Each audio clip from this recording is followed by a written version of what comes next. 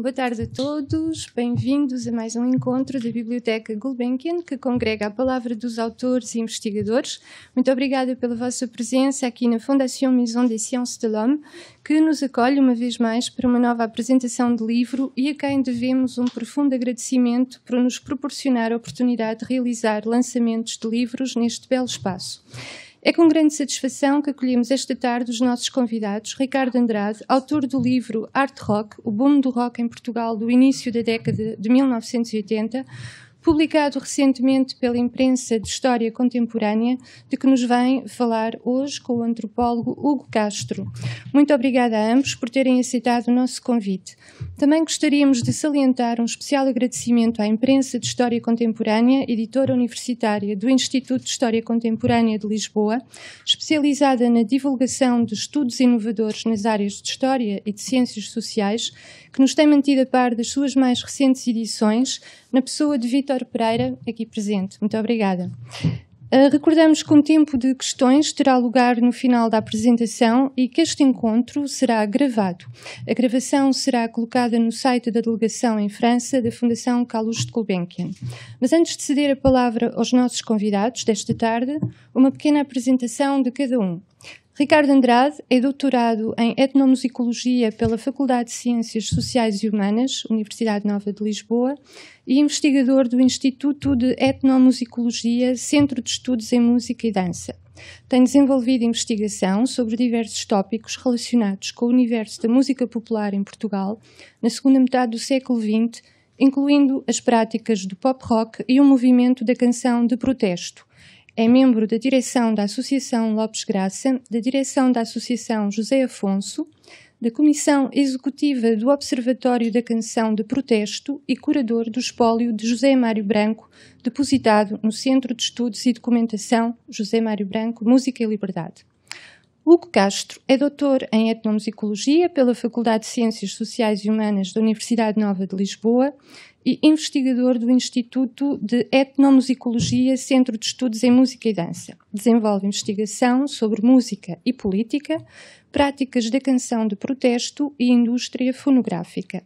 É membro da direção da Associação José Afonso e do Conselho Executivo do Observatório da Canção de Protesto. É curador do espólio de José Mário Branco, depositado no Centro de Estudos e Documentação de José Mário Branco, Música e Liberdade. Muito obrigada a ambos pela apresentação deste excelente trabalho que oferece a todos, mas sobretudo às gerações mais novas, uma grande contribuição que permite entender melhor o fenómeno gerado na música rock em Portugal. Muito obrigada.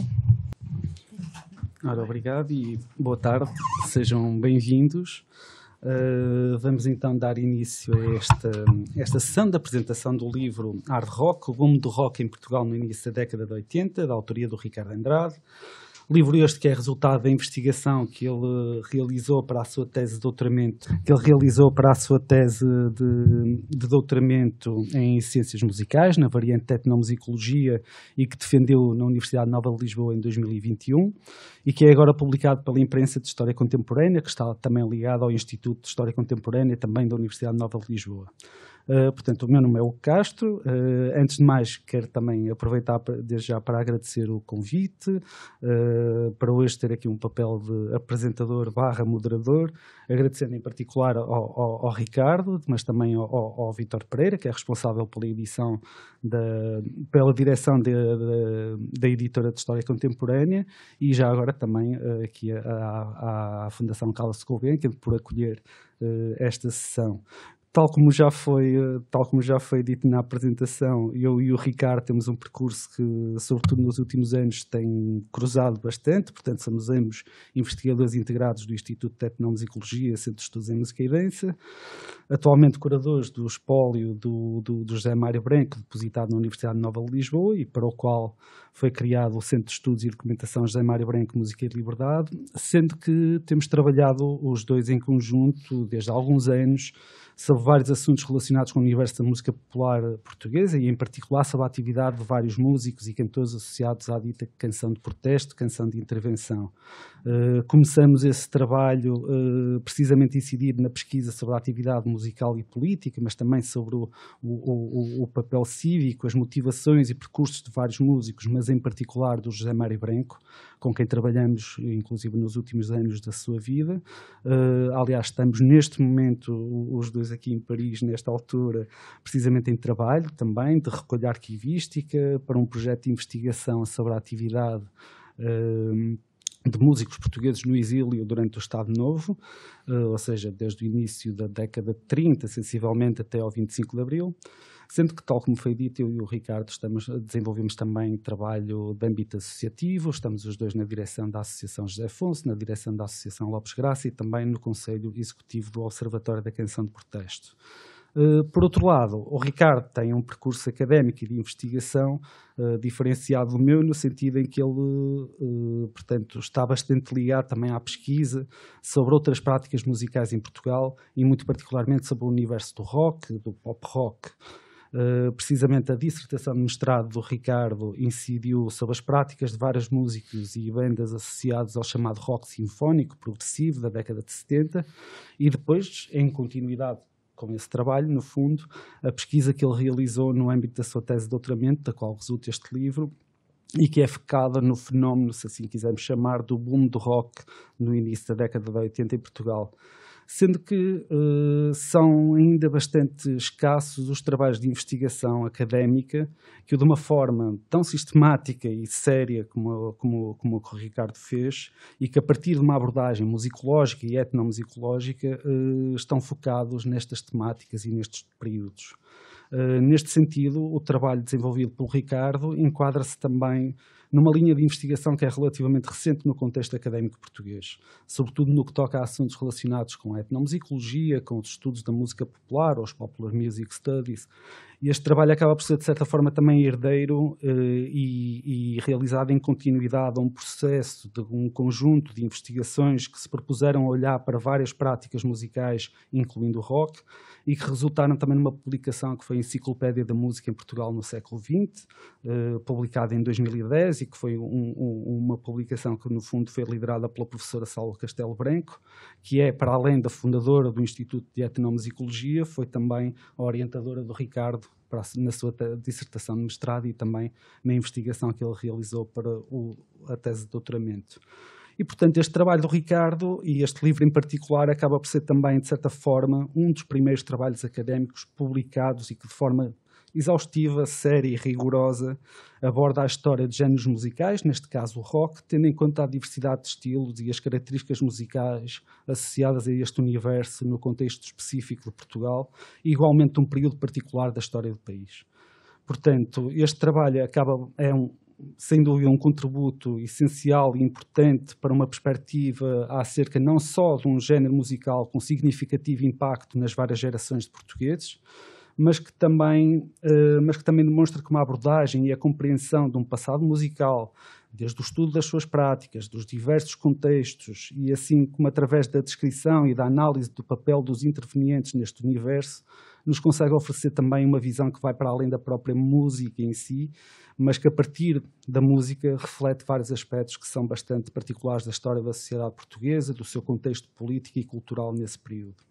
E, portanto, eu considero precisamente que um dos aspectos a salientar deste livro é que, de facto, é demonstrada a complexidade das redes de sociabilização que são geradas em torno deste universo musical, em particular, ao mesmo tempo que nos oferece uma perspectiva acerca da forma como operavam os vários agentes envolvidos na produção musical.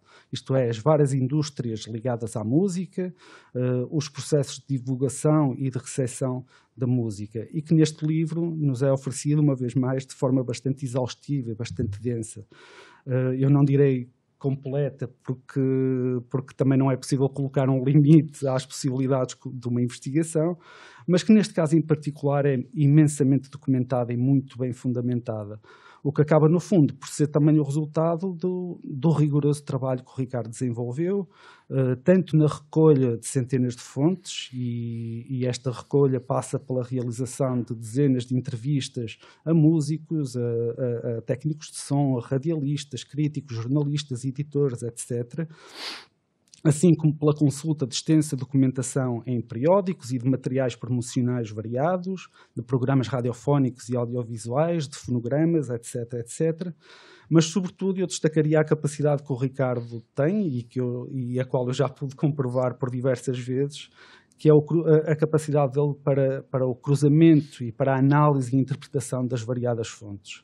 E por tudo isto, enfim, quero dar os parabéns ao Ricardo pelo seu trabalho e aconselho desde já a que todos os presentes aqui, enfim, tenham interesse por este livro e que possam lê-lo, independentemente de haver uma maior ou menor ligação afetiva a este tema, mas eu acho que merece, sem dúvida, uma leitura atenta. Portanto, Ricardo, uma vez mais, parabéns pelo teu livro. Obrigado. Eu vou agora, se calhar, passo a palavra ao Ricardo, vou-lhe lançar algumas questões e depois, no fim, teremos tempo para abrir a sessão também aos aqui presentes. Mas vou começar por pedir ao Ricardo que nos fale um pouco acerca, enfim, do percurso da investigação que realizou para este livro, ou seja, para a sua tese de doutoramento e da qual resulta este livro, o que é que, no fundo, motivou a escolha da temática, porque trabalhar sobre estes assuntos e sobre este período em particular. Antes de mais, muito obrigado a todos, muito obrigado à Fundação Gulbenkian, obrigado ao Vítor, já agora, também por todo o trabalho editorial que realizou na publicação deste livro, obrigado ao Hugo por aceitar moderar esta sessão. Portanto, o que é que me motivou a escolher este tema enquanto tema de investigação?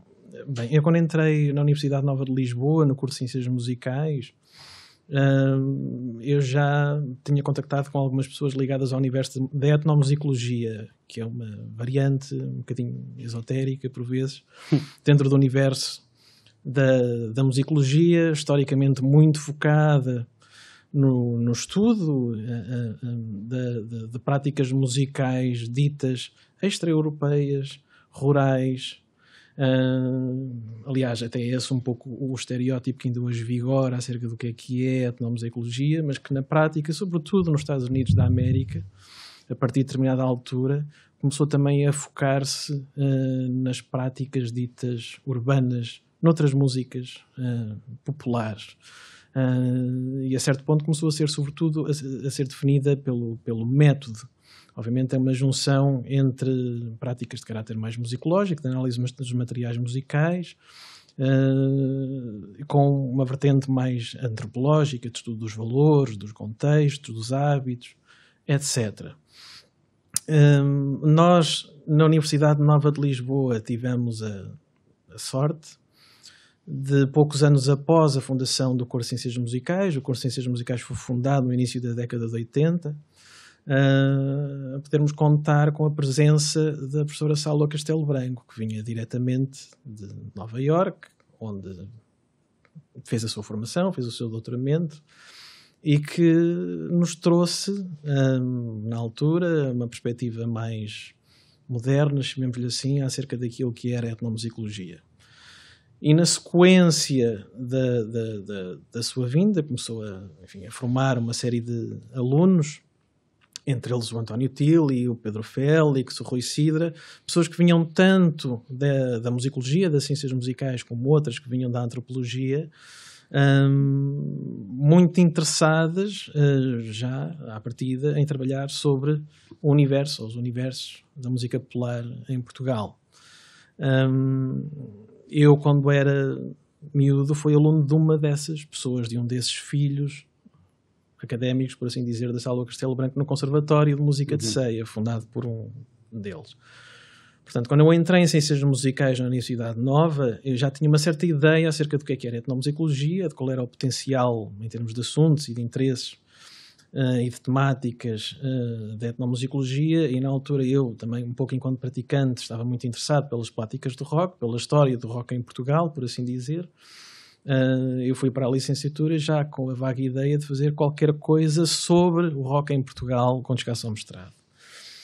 Por várias razões.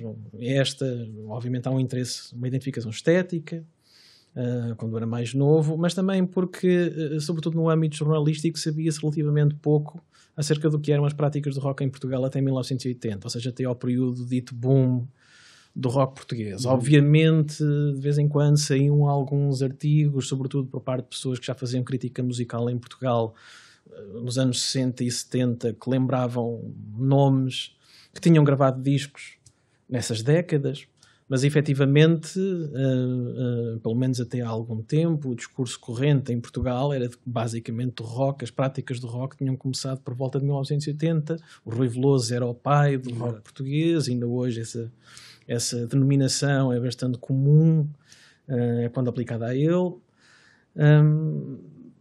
Pronto, portanto, eu no meu mestrado decidi trabalhar sobre uma categoria musical e a forma como ela foi assimilada, entendida, por assim dizer, em Portugal, por parte de músicos em Portugal e de grupos portugueses, que era a categoria que tu mencionaste, rock sinfónico, rock progressivo. Até porque eu sentia que alguns trabalhos que eu lia de outras pessoas às vezes caíam num erro de fazerem homologias fáceis entre aquilo que tinha acontecido no estrangeiro, sobretudo no universo anglo-americano, e aquilo que tinha acontecido em Portugal. Ou seja, acontece uma espécie de colagem forçada entre aquilo que é a literatura produzida sobre estas práticas lá fora, há aquilo que aconteceu em Portugal, quando a realidade social, política, cultural, económica portuguesa era profundamente diferente, sobretudo antes do 25 de Abril. E portanto estes foram alguns dos aspectos que constituíram o mote para essa tese de mestrado, a qual concluí em 2012, acho eu. Ora, uma boa parte destes grupos sobre os quais trabalhei na tese de mestrado, eu entrevistei também muita gente. Um dos assuntos mais recorrentes nas conversas que eu tinha com esses intervenientes era a dificuldade que eles sentiam em gravar discos. Sentiam uma dificuldade enorme. Entraram todos eles em contacto com as editoras, as principais editoras em atividade em Portugal nas décadas de 60 e 70, e todos eles diziam que era extremamente difícil conseguir suscitar um interesse por parte das editoras na gravação destes discos, o que também inibia a criação de repertório original, ou seja, obviamente isto não era uma situação específica a Portugal, mas em Portugal uma boa parte do repertório que estes grupos praticavam era repertório criado por outras pessoas, que eles ouviam de discos, calcavam dos discos e que interpretavam sobretudo em contextos festivos, bailes académicos, festas escolares, e essa limitação, alguns grupos viam isso como uma limitação, era também imposta por essa falta de vontade dos dirigentes editoriais, dos representantes editoriais, em gravarem repertório original rock feito por grupos portugueses em Portugal, o que era uma condição necessária para familiarizar o público em Portugal com outras canções, com repertório original, disseminado na rádio ou noutros meios de comunicação.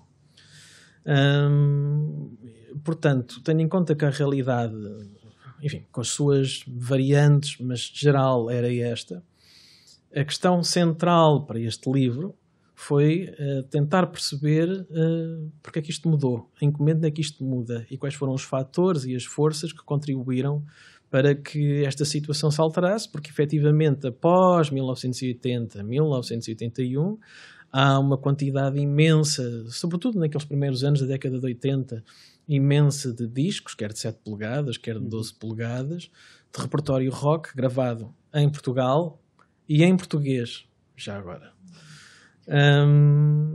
Portanto é isso, ou seja, implicou, para além de falar com os músicos que participavam nestes grupos e nestas práticas, falar com pessoas que trabalhavam nos vários média, ou seja, na rádio, na televisão, pessoas que contribuíram imenso para a disseminação, e não só para a disseminação, também para a própria gravação, porque às vezes eram intermediários importantes entre grupos e editoras, e falar também, obviamente, com os responsáveis editoriais, ou seja, tentar perceber porque é que em 79, 80, sobretudo 80, 81, o que é que mudou, que fatores é que induziram ou contribuíram essa mudança.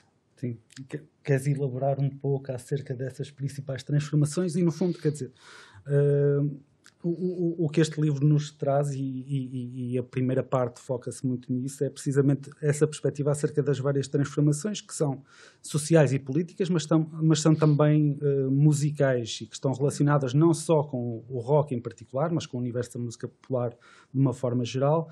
Mas este período do boom do rock acaba por ser particularmente reflexo dessas transformações, ou seja, há desde a questão das diferenças dos contextos performativos destes músicos e das bandas musicais que surgem ou que estão em continuidade no final da década de 70 e início de 80, as edições fonográficas, como o Ricardo falou, os próprios processos de gravação, mas também a atenção mediática sobre os músicos e as bandas que estão associadas ao mundo do rock.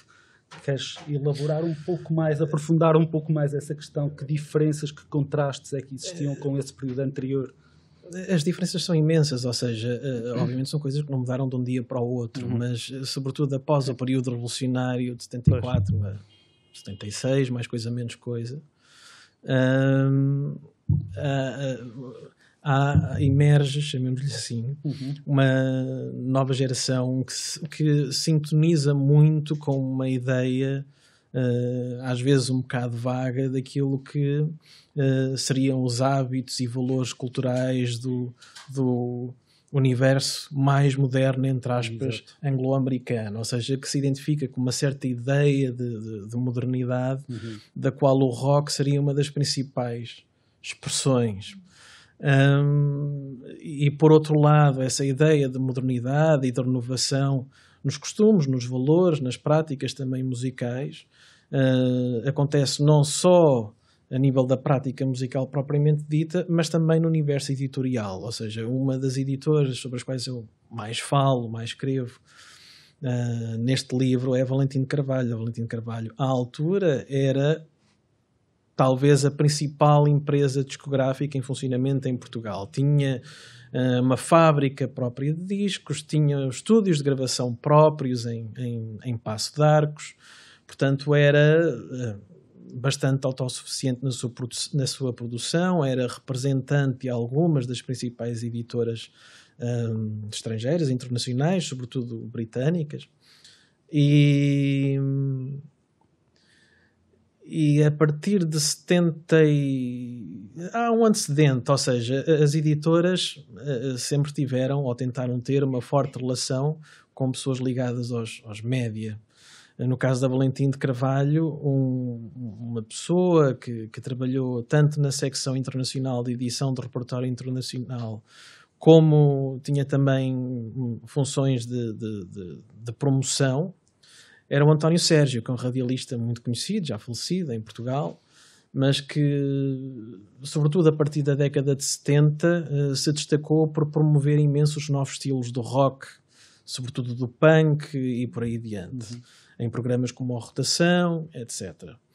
E ele, no seio da Valentim de Carvalho, tentou apostar, sobretudo a nível de prensagens locais, de edições em Portugal de grupos estrangeiros, de grupos punk.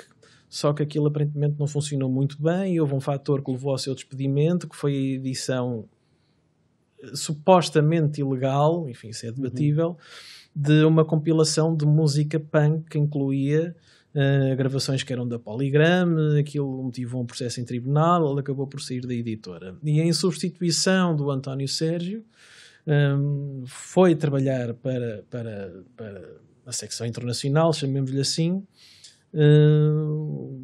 o David Ferreira, o Francisco Vasconcelos, que são sobrinhos do responsável principal da editora, do Rui Valentim de Carvalho. E eles, à altura, eram jovens de 20 e poucos anos, muito sintonizados com estes novos estilos musicais. Paralelamente, há um grupo de produtores que pertenciam ambos a uma banda, chamemos-lhe assim, que era a Banda do Casaco, que era um grupo basicamente de estúdio. Eles praticamente não tocaram ao vivo e que entram na equipa da Valentim de Carvalho mais ou menos na mesma altura que o David Ferreira e o Francisco Vasconcelos entram na equipa editorial. E que entram também um pouco com essa função de tentar puxar por novos artistas, não necessariamente artistas de rock, que ajudassem um pouco a renovar o catálogo da editora, porque também existia um pouco a ideia de que a Valentim era bastante conservadora nas suas decisões editoriais. É preciso ver que, sobretudo na década de 70, algumas das principais editoras que competiam com a Valentim de Carvalho eram a Orfeu, do Arnaldo Trindade, no Porto, que publicou José Afonso, publicou o Adriano Correia de Oliveira, publicou muita coisa, mas interessa muita coisa também vários dos artistas que estiveram ligados à canção de resistência à ditadura e à dita canção de protesto. Outra editora central também era a Sassetti, e a Sassetti era uma empresa antiga que vendia instrumentos musicais, vendia partituras, mas que na viragem da década de 60 para a década de 70 é adquirida por uma empresa que já existia, que era a Guilda da Música. As pessoas da Guilda da Música eram pessoas muito ligadas ao Partido Comunista, o António Marcos de Almeida, etc. E que, através de um investimento de um sócio capitalista, puderam criar uma etiqueta discográfica no seio da Sassetti, que era a Guilda da Música, e investir na gravação do José Mário Branco, em França, do Sérgio Godinho, em França, dos Petros Castros, em França, ou seja, de discos que, tendo em conta aquilo que era a realidade portuguesa, por comparação, eram discos caros de se produzir. E discos que, obviamente, tiveram um grande destaque mediático, na imprensa, quer antes do 25 de Abril, quer depois.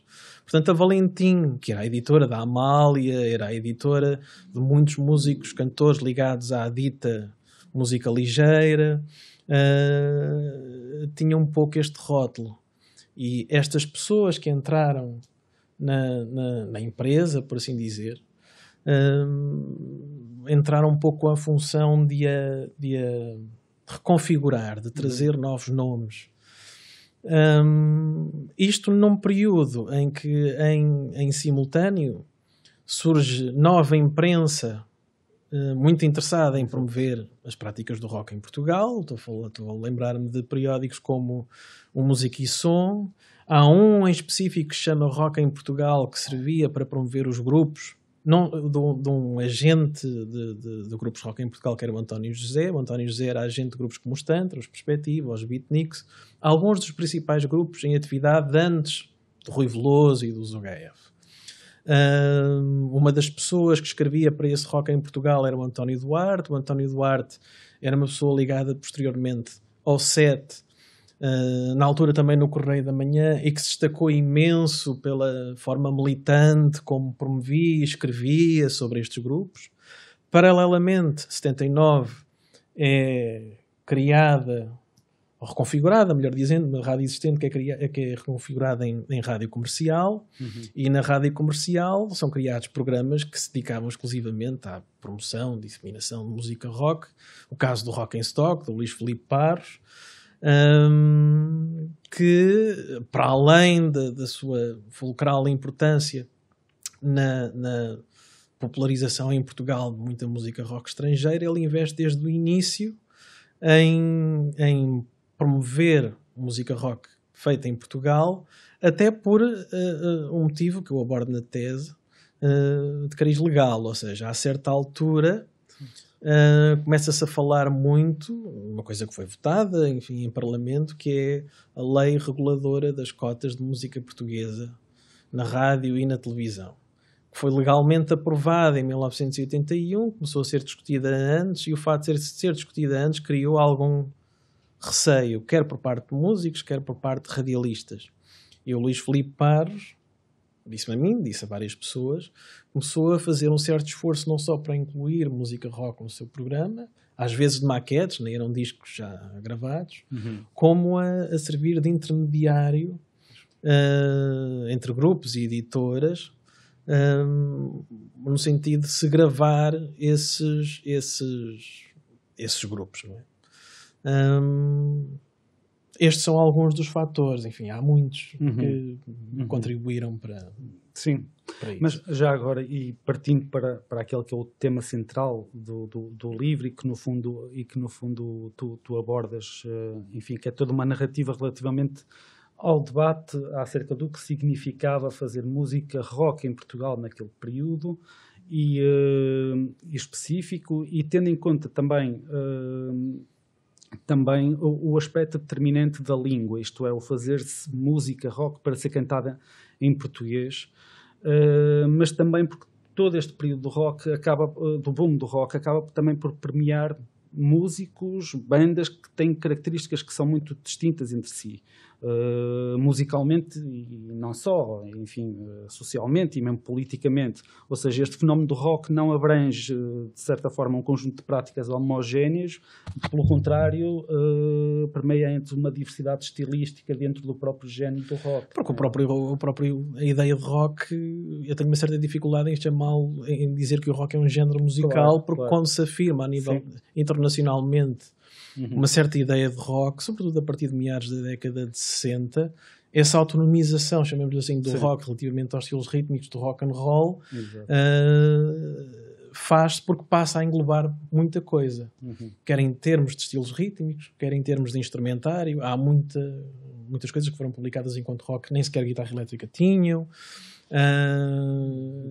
Aliás, eu trabalhei esses aspectos um pouco na minha tese de mostrar, porque existia uma espécie de transferência de valores do universo de práticas musicais socialmente valorizadas, a música erudita e o jazz, para o universo da música popular. O rock, no fundo, emerge um bocadinho como uma espécie de música popular / séria, na segunda metade da década de 60, que servia para designar muita coisa diferente. Portanto, é algo que já vem de há muito tempo. A questão da língua foi obviamente uma questão central neste trabalho, porque, sobretudo nas décadas de 60 e 70, uma ideia muito recorrente por parte dos músicos que entrevistei, mas que também estava patente na imprensa da altura, era de que a língua portuguesa era pouco adequada para se cantar música rock, porque supostamente a própria musicalidade da língua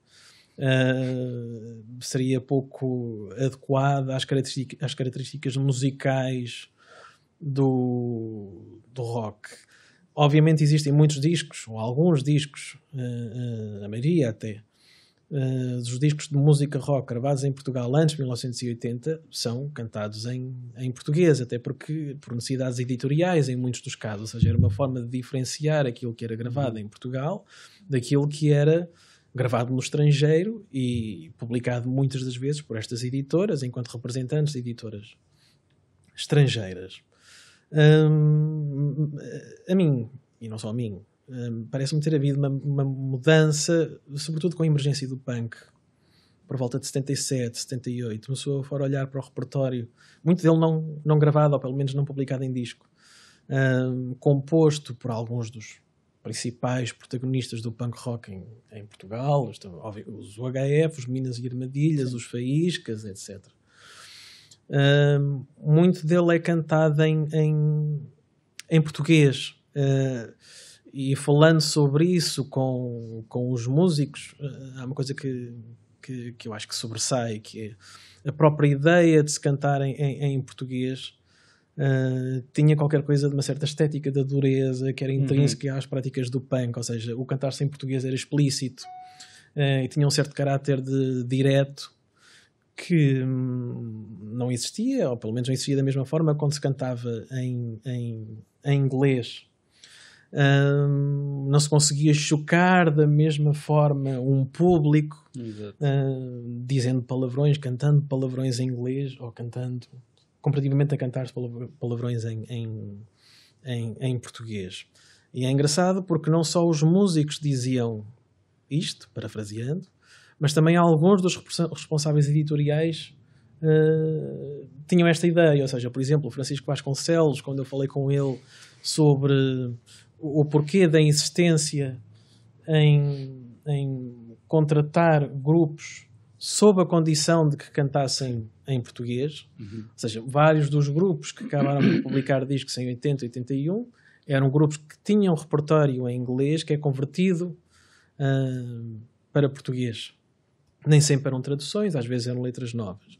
E segundo um dos editores era que o cantar-se em português também tinha uma certa estética de dureza, até acho que é esta a expressão que ele aplica, que tinha qualquer coisa de punk, ou seja, consequentemente de moderno. Não é? Aliás, até há uma crítica inicial ao Rui Veloso, às primeiras canções do Rui Veloso, do Luís Vita, que é uma pessoa muito importante nestes meandros, está ligado tanto à produção de espetáculos, era muito próximo de algumas equipas editoriais, sobretudo da Valentim de Carvalho, era muito próximo dos OHF, ele foi o principal responsável pela contratação dos OHF pela Valentim de Carvalho, trabalhava na rádio, também trabalhou na televisão,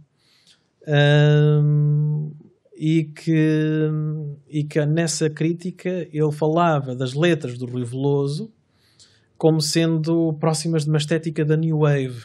Claro que hoje em dia, olhando retrospectivamente, musicalmente o Rui Veloso tinha pouco a ver com os grupos que eram qualificados pela imprensa na altura como New Wave. Mas o facto de falarem sobre, de terem um caráter retratista da realidade social da altura, não é? Letras muito inspiradas, letras do Carlos T, muito inspiradas em personagens tipo, que tinham muito a ver com aquele momento social, histórico, não é? Que esse elemento, e o ser em português, era New Wave, não é? É giro. E obviamente na sequência da popularidade do Chico Fininho e dos Cavalos de Corrida, que de certa forma confirmaram em 1980, entre aspas, viabilidade do rock português, surgiram uma série de grupos que converteram o repertório que já tinham para português, de grupos que não tocavam rock e que passaram a tocar rock porque se percebeu que era uma forma viável de conseguir ter um contrato editorial. A questão das cotas de música portuguesa na rádio também contribuiu para isso. Aliás, há vários depoimentos na imprensa de músicos que quando perceberam que a cota implicava que as canções fossem cantadas em português, mudaram a língua das canções. Há também um outro elemento que é importante aqui, que é a chamada greve, não era bem uma greve, a greve dos músicos sindicalizados. Portugal era um país que tinha os sindicatos tinham uma maior força do que aquilo que tem agora. Portanto, estamos a falar de poucos anos depois do 25 de Abril. E o Sindicato dos Músicos, uma das principais reivindicações na altura, sobretudo por causa da utilização de playbacks instrumentais em espetáculos ao vivo, numa altura em que os discos começam a ter uma elaboração instrumental, que impossibilita que grupos muito grandes de músicos acompanhem o artista em tudo quanto é sítio. Portanto, muitas vezes esses cantores levavam playbacks instrumentais, bases instrumentais em fita magnética para cantarem por cima. Ora, na altura ainda não existiam direitos conexos, ou seja, os músicos não eram remunerados adicionalmente pela utilização desses playbacks. E o que começa a acontecer é que o Sindicato dos Músicos começa a reivindicar um valor mais elevado de cachês por sessões de estúdio. E isso, supostamente, eu de início desconfiava um pouco dessa hipótese, confesso, começou a abrir buracos, espaços na agenda dos principais estúdios de gravação. Isso depois confirmou-se. Eu comecei a encontrar, eu já tinha ouvido o António Manuel Ribeiro dos HF falar dessa história, o próprio Francisco Vasconcelos falar dessa história, mas não encontrava muita documentação sobre isso.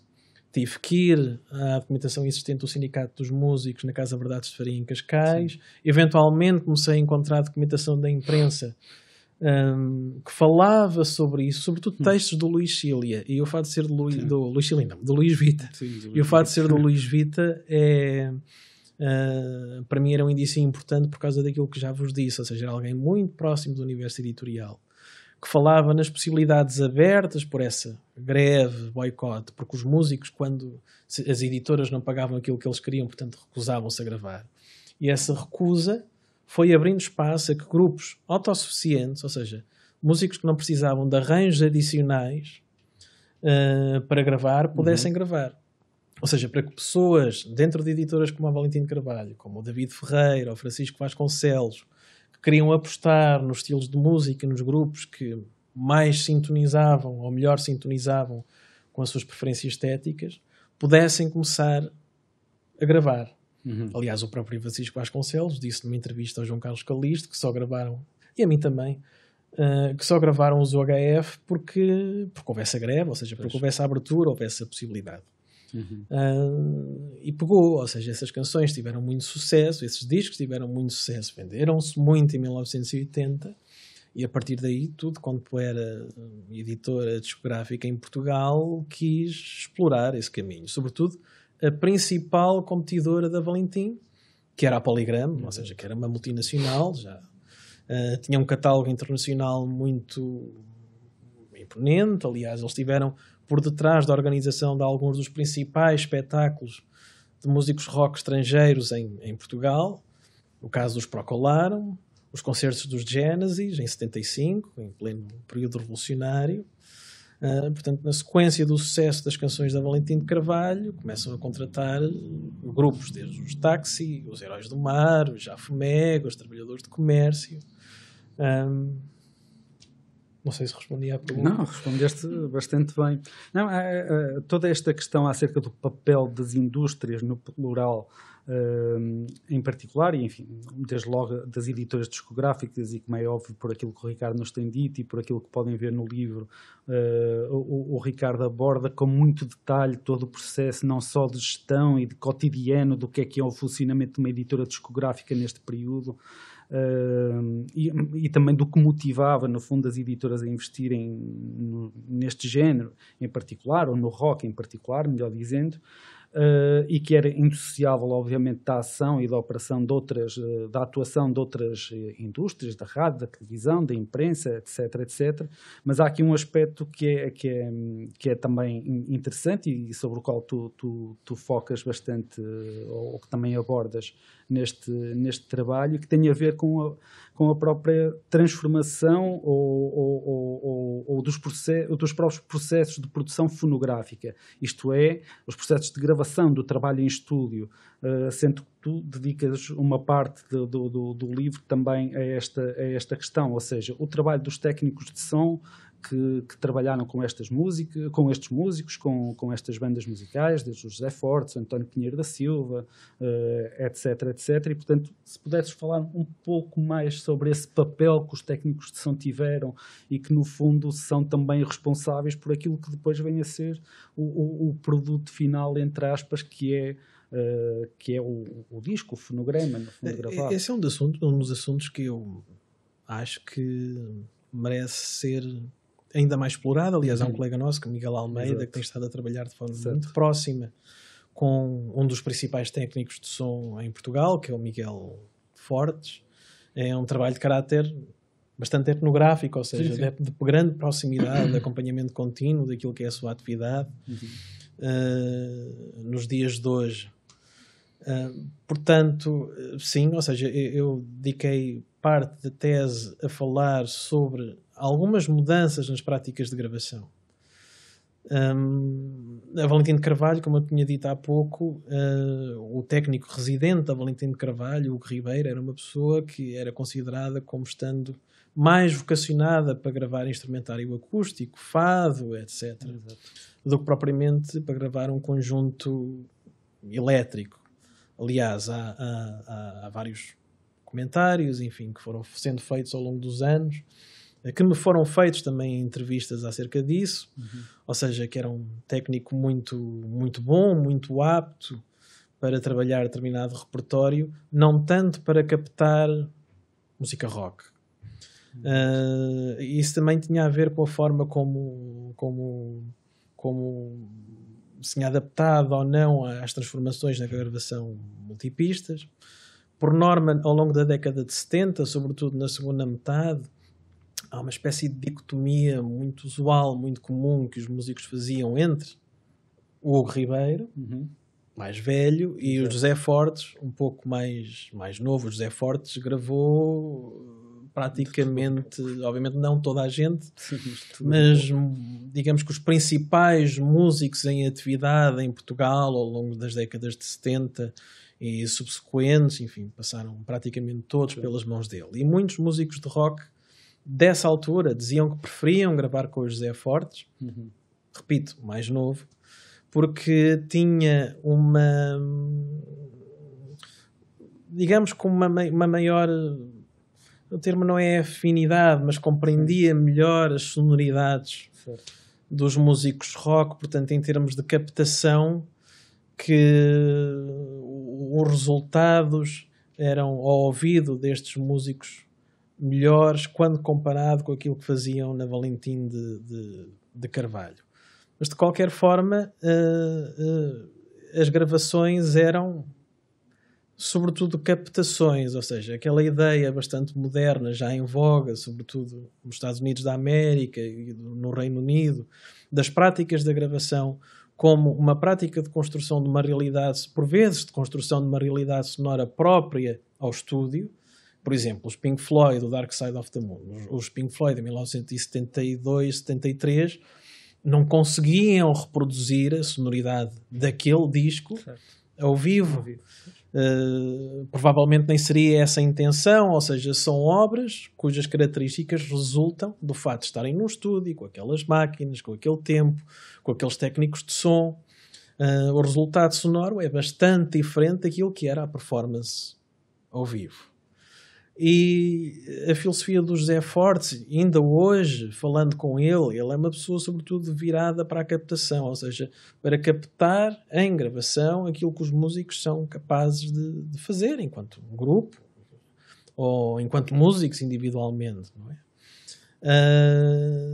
Na Valentim de Carvalho, portanto, início da década de 80, na sequência da popularidade destes discos, da necessidade de gravar mais música rock, há também a necessidade de arranjar técnicos que estejam mais sintonizados com esta nova geração, com estes sons, com esta tecnologia.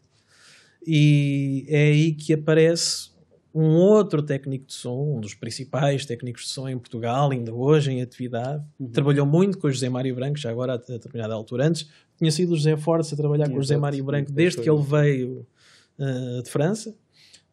E posteriormente passou a ser o tal Pinheiro da Silva em 1997, por aí. Foi o tal Pinheiro da Silva, que antes era músico, ele era guitarrista, flautista, participou em grupos como os Perspectiva, que também gravaram, aliás gravaram com o José Fortes e com o Hugo Ribeiro. Depois foi membro da banda do Casaco. Como vos disse, o núcleo central da banda do Casaco, o Nuno Rodrigues e o António Pinho, eram produtores residentes da Valentim de Carvalho nessa fase.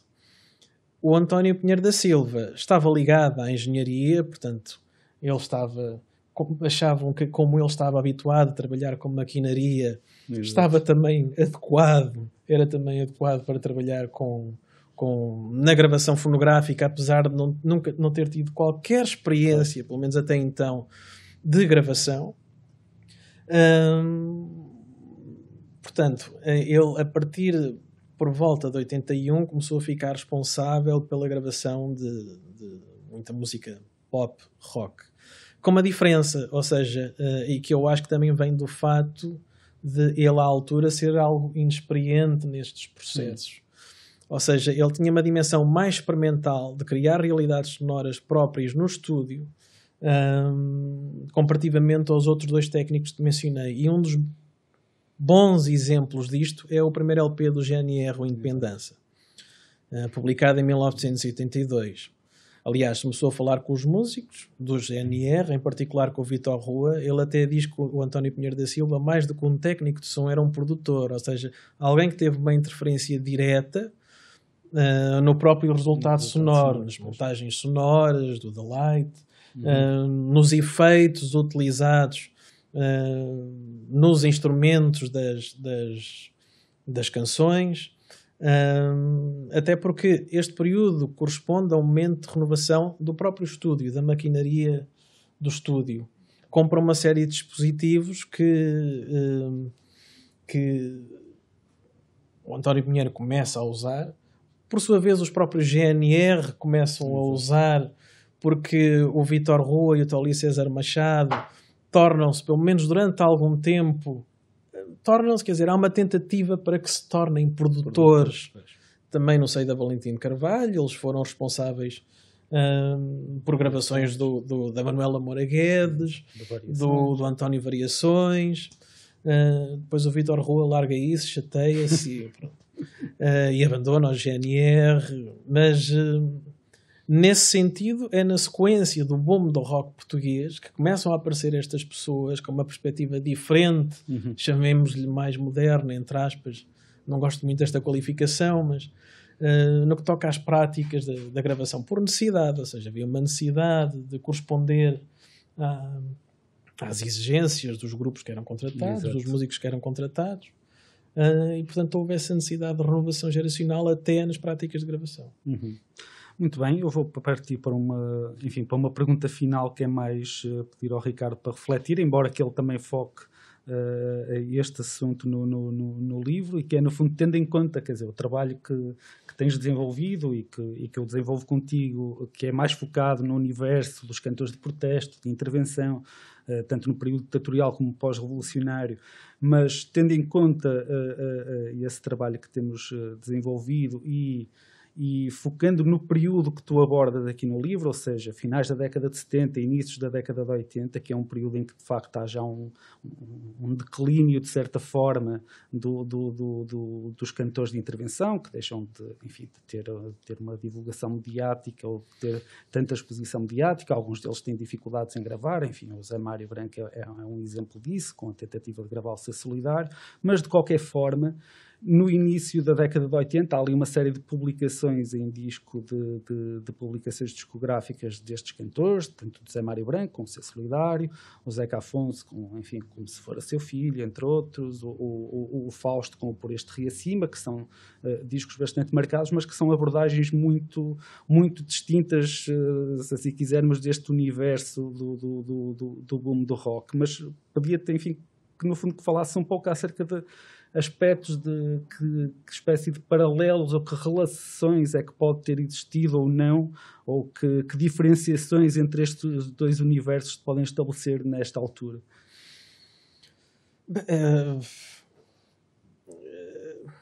Tendo em conta que este também é um momento político muito particular, não é? É um pouco complexo, mas há uma série de cantores ditos de protesto, ou seja, ligados a esse universo musical durante o período revolucionário e nos anos que antecederam o 25 de Abril, que olham de forma muito negativa para o rock e para a própria promoção mediática e investimento editorial do rock.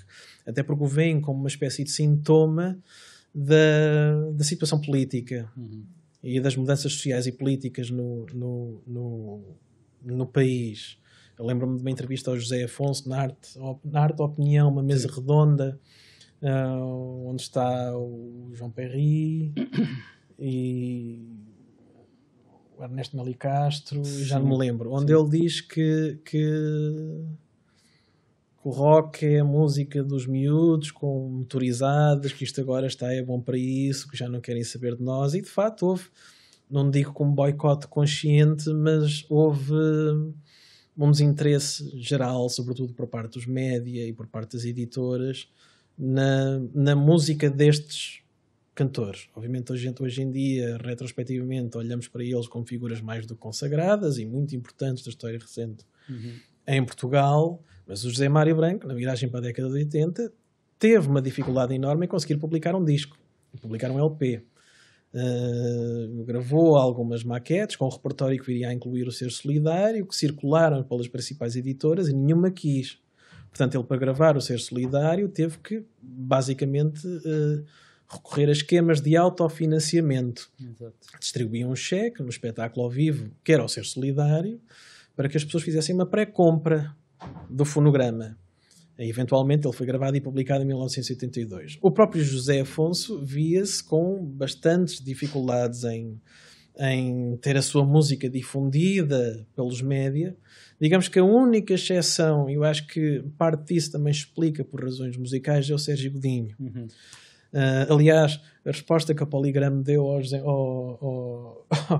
José Mário Branco, quando ele propôs que gravassem o Ser Solidário à Poligrama, foi a de que já tem o Sérgio Godinho, portanto não precisam do José Mário Branco.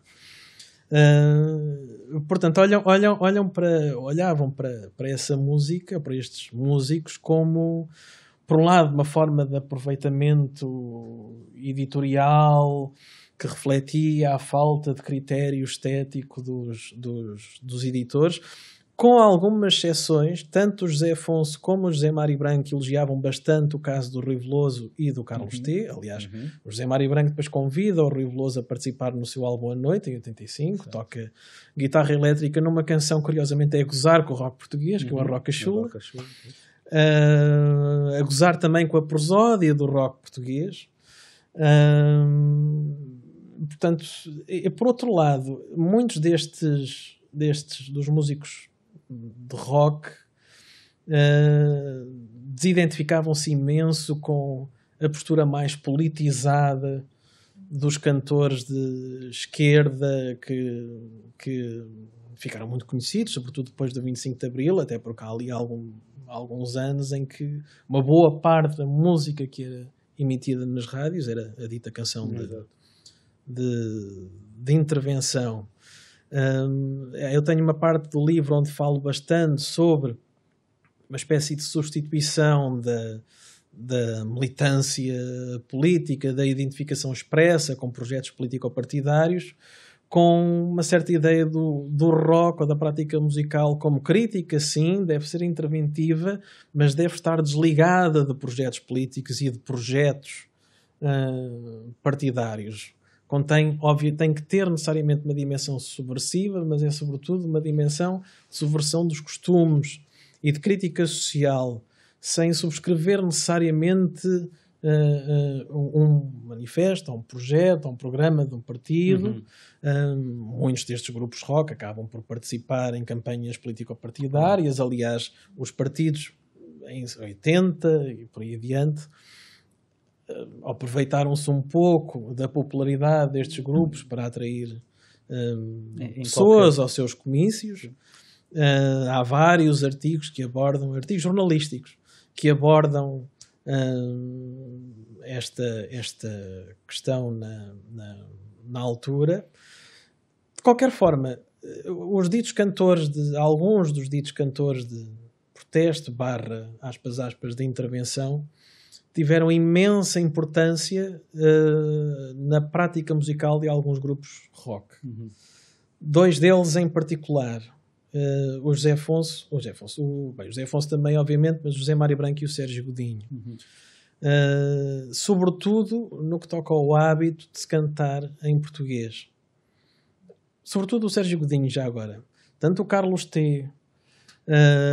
Como muitos outros falam. O primeiro disco do Sérgio Godinho antes dos Sobreviventes, é um EP com o título Romance e um Dia na Estrada, que é o nome de uma das canções que figuraria nos Sobreviventes em 1972, que é uma canção que tem guitarra folk, mas que, comparativamente àquilo que era publicado no universo da música popular portuguesa ou feita por portugueses, aos ouvidos de muitos miúdos na altura identificados com os estilos do pop e da rock, aquilo tinha qualquer coisa de moderno comparativamente ao que existia. Portanto, a forma como o Sérgio Godinho jogava com a linguagem, aquelas metáforas, aquela linguagem jovial, combinada com o instrumentário e os arranjos dos discos do Sérgio Godinho e do José Mário Branco. É preciso lembrar que os discos, o Sérgio Godinho, logo no primeiro LP, tem uma bateria no Maré Alta, tem guitarra elétrica, o próprio José Mário Branco tem guitarra elétrica no seu primeiro LP, tem órgãos Hammond.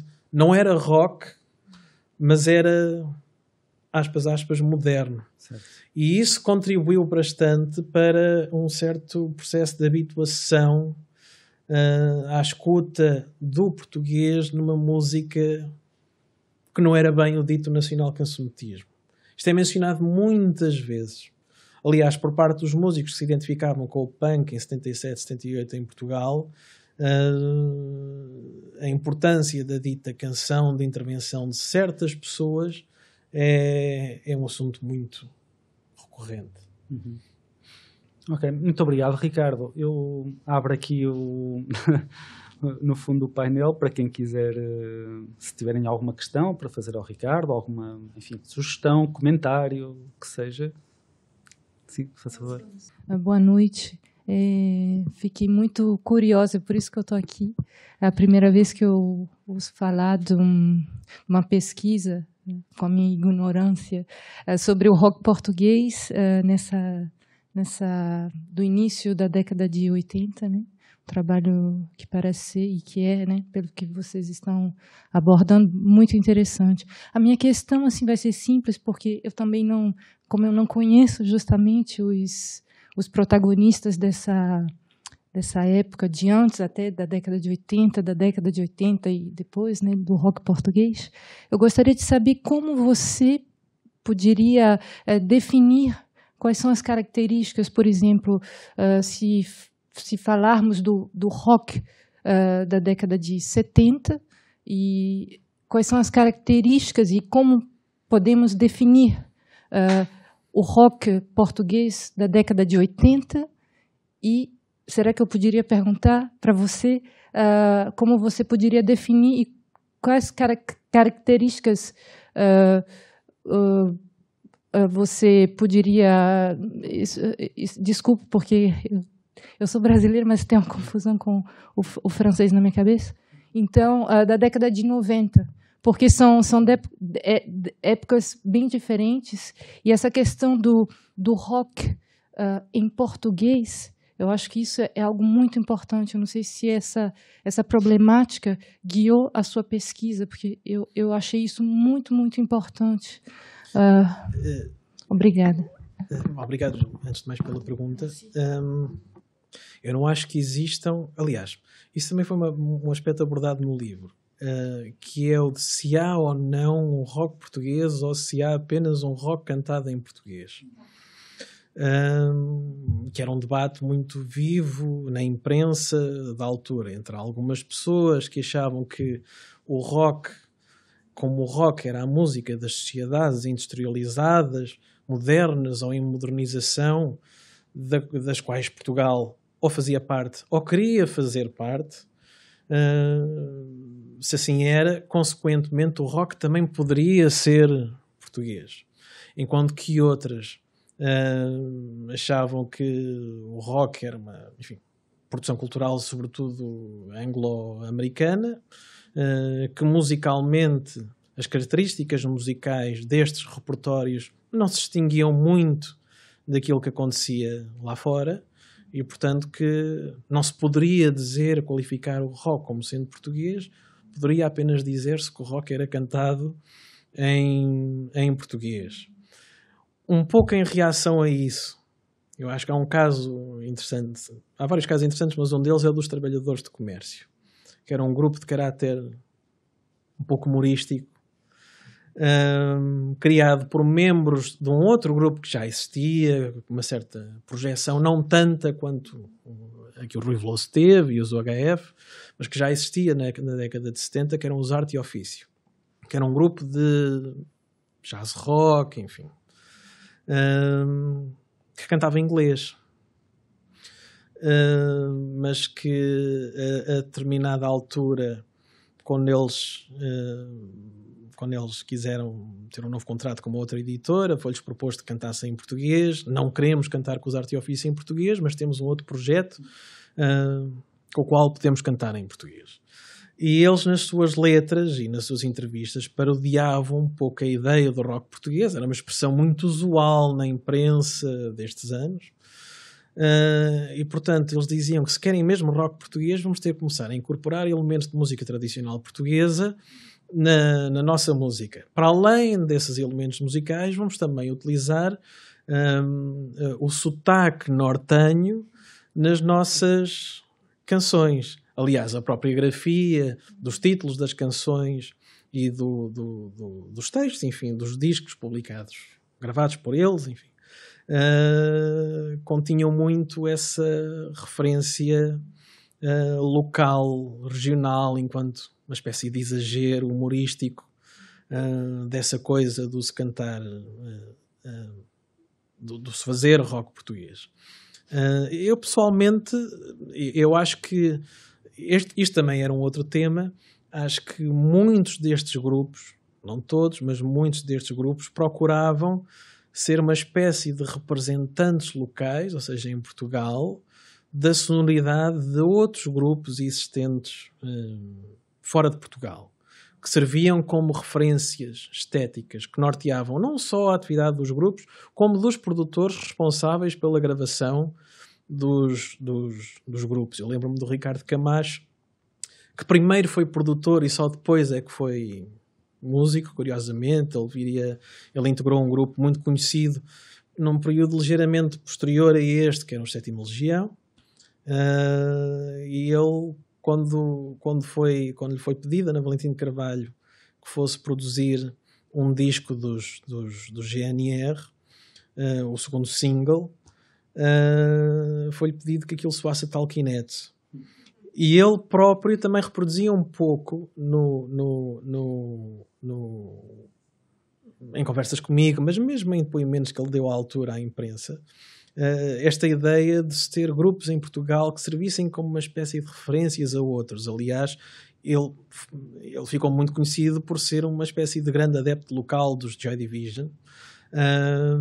E ele próprio via um pouco o grupo que acabou por integrar, o Sétima Legião, como representantes locais da sonoridade dos Joy Division em Portugal. Ele esteve na criação de uma editora, que era a Fundação Atlântica, juntamente com Pedro Vaz Magalhães, dos Heróis do Mar, e com Miguel Esteves Cardoso, que é uma figura central no que toca à crítica musical sobre música popular em Portugal nesta fase, que tinha estado em Manchester a estudar anos antes e que era visto em Portugal como uma espécie de arauto, figura importante na divulgação da nova música pop rock estrangeira, e que esteve ligado também à edição em Portugal dos discos do Joy Division e dos New Order, e que na criação dessa editora, que reproduzia muito o ideário já existente do que era uma editora independente, se bem que na prática recorriam aos estúdios de gravação da Valentim de Carvalho, ao sistema de distribuição da Valentim de Carvalho. O próprio Francisco Vasconcelos da Valentim de Carvalho participava na equipa da Fundação Atlântica. Eles viam um pouco a criação desta editora como sendo algo feito à imagem da Factory, também da Rough Trade, com os quais tinham uma relação de representatividade que depois correu um pouco para o torto. Enfim, há assim umas anedotas interessantes acerca da quebra de relações entre o Miguel Esteves Cardoso e o Tony Wilson, que era o chefe da Factory. Não sei se respondi à pergunta, eu alonguei um bocadinho. Aproveitando, e essa questão fiquei interessada também porque quando a gente fala do rock, né, pelo menos as minhas referências, mesmo se não é minha área de pesquisa, mas assim, essa questão da produção do rock de garagem, como se fala, o rock talvez que seria uma produção do rock português, é isso que eu queria tentar, não sei, e a questão também dos concertos, do concerto, dos festivais, será que tiveram festivais de rock, algo assim mais expansivo? Porque lá eu ouço também a questão, gravar é uma coisa, mas a questão dos festivais, dos encontros, isso é rock, né? Talvez para tentar entender mais sobre as características do que seria o rock português, esse rock houve um elemento de que nós não falámos, que tem a ver com a proliferação de concertos e de festivais dedicados à música rock a partir desta altura. Já existiam festivais de rock antes de 1980. Aliás, alguns músicos ligados ao rock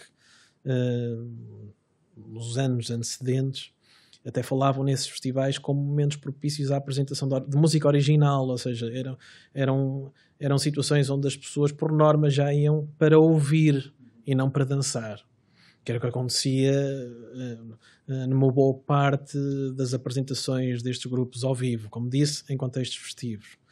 A partir de 80, 81, com a popularidade do rock português, há muita publicidade, festivais, a maratonas do rock, quase todos eles promovidos ou patrocinados por programas de rádio, com a participação direta de locutores de rádio, às vezes na apresentação destes eventos. Em 1981 foi organizado um concurso que foi muito importante neste período, que é o Só Rock 81, para o qual concorreram centenas de bandas, que teve imensas eliminatórias e cujos prémios consistiam na oferta de um sistema de public address, de PA, ou seja, de uma aparelhagem sonora, e na possibilidade de gravação. Mais do que os números em si, o que para mim foi muito importante nesse concurso foi o estímulo à criação de repertório original, porque era obrigatório. Era obrigatória a apresentação do repertório original. E, para além disso, este concurso serviu como uma espécie de montra de grupos para as editoras,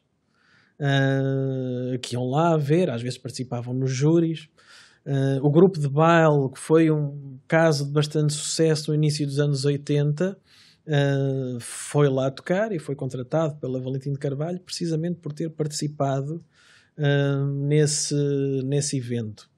Eu falei um pouco sobre o grupo de baile também no meu livro, porque ele constituiu uma espécie de objeto negativo aos olhos de uma série de músicos rock nesta altura. Ou seja, é um grupo de baile, como o nome indica, era constituído por músicos que vinham da prática do baile, não é? E a sua contratação foi vista por parte de outros músicos como uma espécie de exemplo, de sintoma do interesse editorial desenfreado em coisas só interesse às quais lhes colavam o rótulo de rock apenas para vender, etc. Eu não subscrevo essa visão, enfim, estou apenas a reproduzir aquilo que era o discurso da altura. Agora, quanto à ideia de um rock português, repito, eu não acho que haja, em termos musicais, salvo um caso ou outro, algo que seja tremendamente específico ao rock português. Acho sim que as circunstâncias de produção, de disseminação, que derivam têm muito a ver com aquilo que eram as circunstâncias sociais e políticas e económicas do país, é que são, de alguma forma, específicas. Boa noite. Eu gostaria de perguntar se os concertos nessa altura eram circunscritos mais ao litoral, Lisboa, Porto, ou Lisboa só, ou se também havia, na década de 80, digo, se também havia o interior do país. Era muito menos, mas... Porque agora, a partir dos anos 90, com a proliferação dos festivais, que há por todo lado, Material, Carviçais Rock Nordeste, eu falo da nossa zona, nós somos de Vila Real, se havia também do interior essas bandas que iriam atuar e participar nesse concurso. Iam bastante. Não é? Aliás, o que também acontece nesta fase é que começam a ser criadas agências de som e luz, e muitas delas também representavam simultaneamente os artistas, eram agentes de artistas, que contribuíram para, em alguns casos, a intensa agenda de concertos de alguns destes grupos que atuavam em todo o lado. Obviamente existiam locais privilegiados, os grandes centros urbanos, mas os OHF, por exemplo, mesmo antes de terem um grande sucesso com os cavalos de corrida, atuavam imenso em comparação com outros grupos. E isso fez de norte a sul do país. Aliás, é também nestes anos que é retomado o Festival Vilar de Mouros, que teve aquela primeira... Supostamente não foi a primeira, houve uma anterior, mas a primeira grande edição de 1971, e que em 82 voltou a ter uma nova edição, com alguns destes grupos, os GNR participaram, os Telecto também, curiosamente, assim como os U2, mas lá está, um dos aspectos que foram importantes neste momento foi a crescente profissionalização da prática ao vivo dos artistas. Desenvolvem-se empresas de aparelhagem, ou seja, de amplificação sonora. Eu falo muito do caso da Furacão. A Furacão esteve por detrás, foi uma das entidades que esteve por detrás do concurso Só Rock 81 em Coimbra, de que falei há pouco.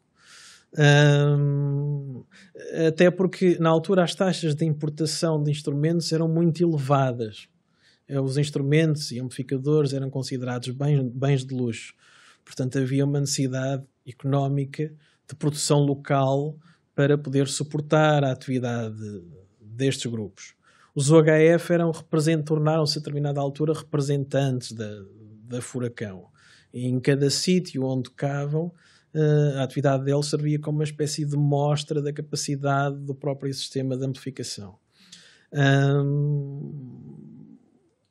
Por outro lado, agências como a Concerto, a Verrock, a Musisom, a Hipersom, algumas já existentes antes do boom, mas que no contexto do boom, com os artistas que aparecem, para acompanhar a atividade deles, desenvolvem a sua atividade, e se uma pessoa for olhar para a imprensa, sobretudo para as páginas do SET.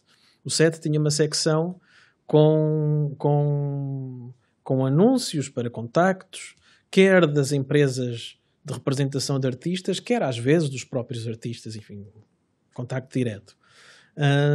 E em todos os números eram várias páginas com contactos e olhando para as agendas em cada número, era em todo lado, enfim. Claro que depois havia grupos com maiores dificuldades em tocar em certas zonas do país. Estou-me a lembrar do caso dos Heróis do Mar. Por razões políticas era mais difícil atuarem no sul do país do que no norte. Os Heróis do Mar não se afirmavam como um grupo rock, aliás, pelo contrário, até se afirmavam um pouco contra a usualidade que a expressão rock ou rock português ganhou em 80, 81. Eles propunham uma outra que era disco militar e, de facto, musicalmente aquilo que eles faziam não tinha muito a ver com aquilo que os OHF faziam, mas de qualquer forma foram uma das propostas que a Poligrama, a editora, apresentou em resposta aos sucessos do rock português da Valentim de Carvalho. Enquadram-se, obviamente, uma noção um bocado mais abrangente de pop rock. Não sei se respondi. Eu tenho uma questão relativamente, há pouco evocou o papel da Valentim de Carvalho e a evolução das técnicas de som. Havia uma troca entre os técnicos de som portugueses com o estrangeiro? Havia em vários casos. Aliás, havia, sim.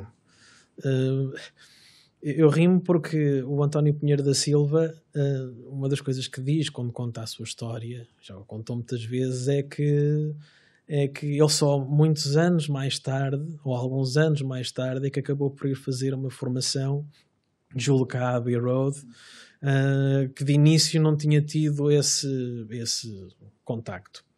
Mas outros tiveram, aliás, não só com técnicos, como com especialistas em áreas como a acústica, etc. Ou seja, o José Fortes, quando fica responsável era o estúdio da RPE, que depois se torna o Angel Studio.